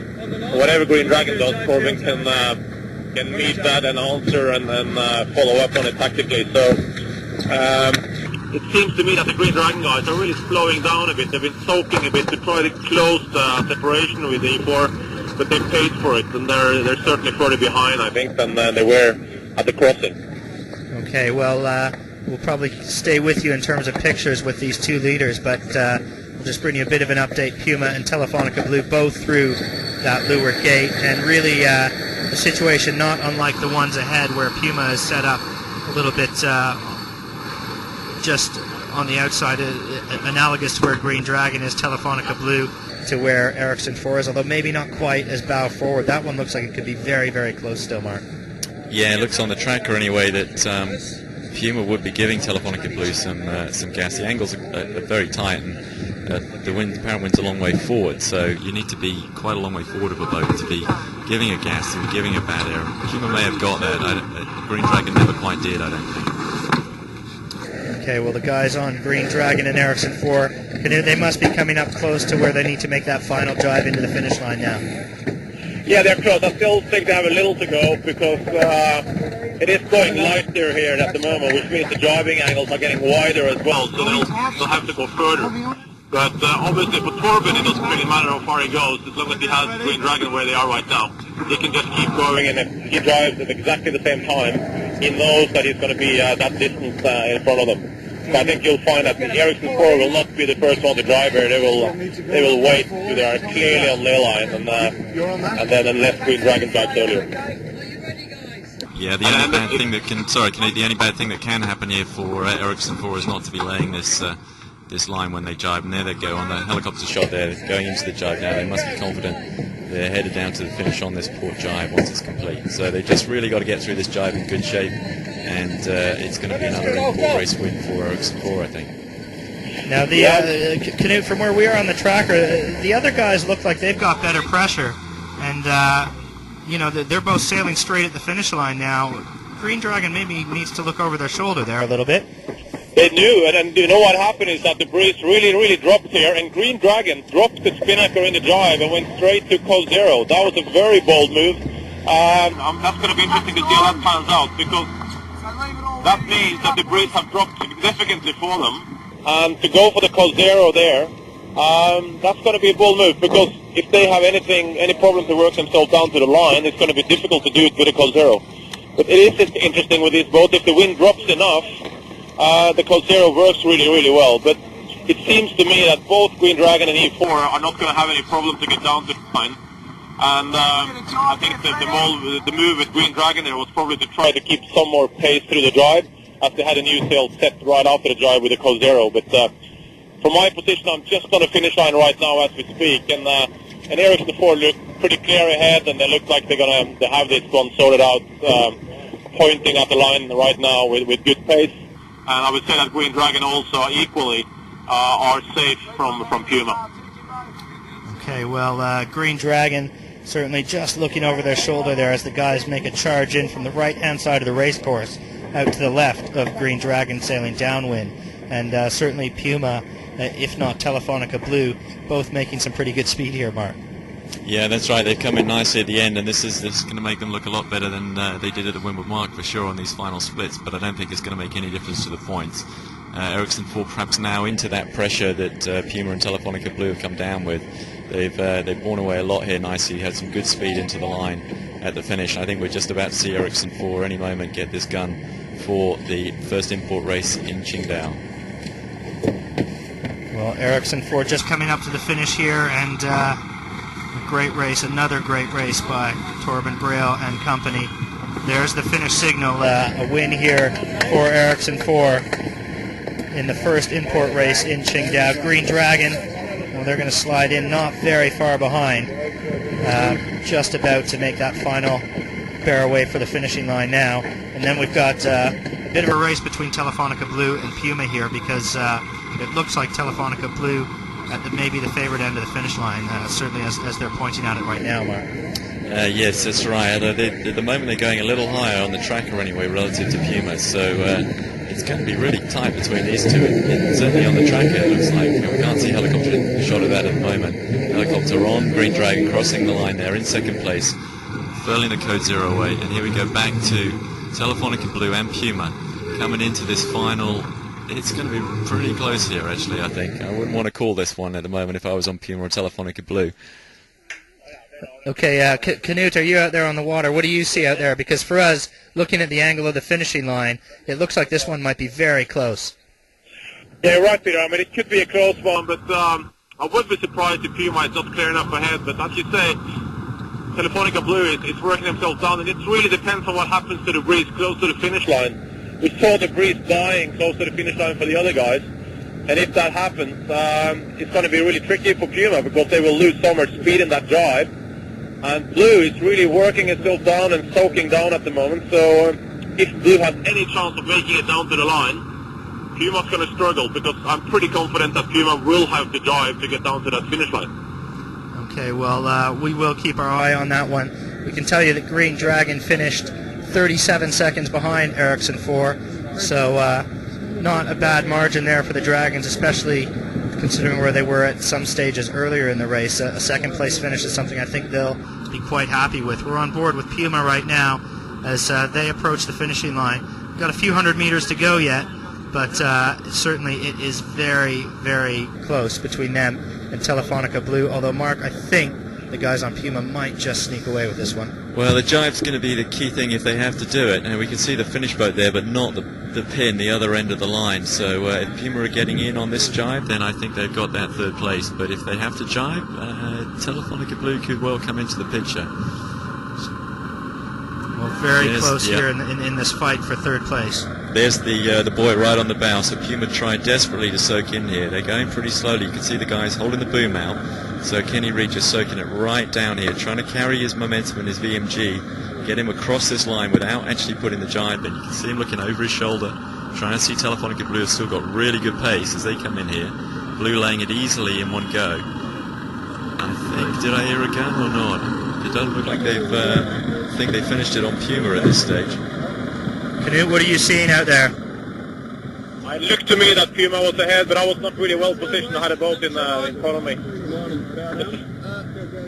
Okay, well certainly our unofficial call based on the tracking would be that it goes to Puma, but we will wait to get that from the race committee boat just to be sure. But it did look like indeed it was Puma, certainly in terms of what we had on the tracking that did get across ahead, but it wasn't by much.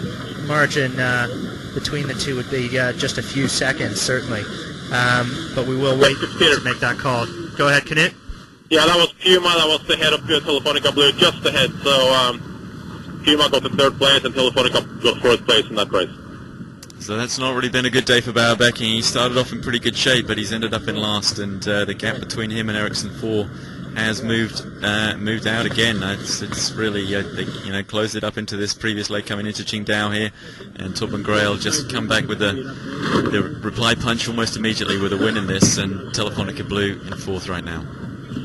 Yeah, so the guys on Telefonica Blue, well, they will be the ones desperately hoping that the race committee decides there's still enough breeze to maybe get in a second import race here, because then the two races will be scored together, and that would give Telefonica Blue a chance to potentially move up.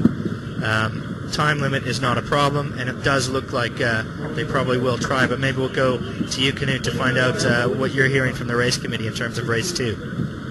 Well, certainly, Peter, we are going to try to have a second race. Obviously, we want to have proper conditions, but at the moment there is wind.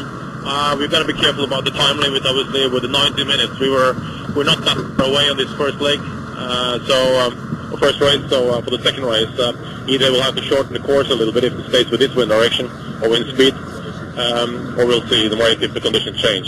But certainly still, the plan is to run two races. Okay, well maybe we'll leave you for a minute to talk to Bill O'Hara and the race committee and find out what time he's thinking that might happen. And Mark, you and I will just run through very quickly this race. If we have a 15 or 20 minute gap, we'll probably sign off for 10 minutes and take a short breather here. But certainly it was all on in this one. It was 90 minutes of racing, or very close to it, and it was a race where, given the conditions, you may not have thought it would be quite as exciting as it was, because the lead changes, the conditions, the shifts, the difference in pressure certainly made this as close as it comes.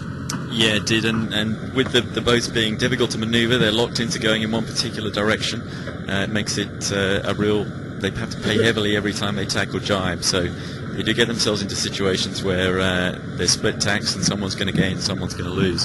And the course plays into that as well. With the gate in the middle, it forces everybody back together at a point when without it they would be able to just not take the loss and not come back together and just hang on out to one side and hope that they get the shift back at the top mark.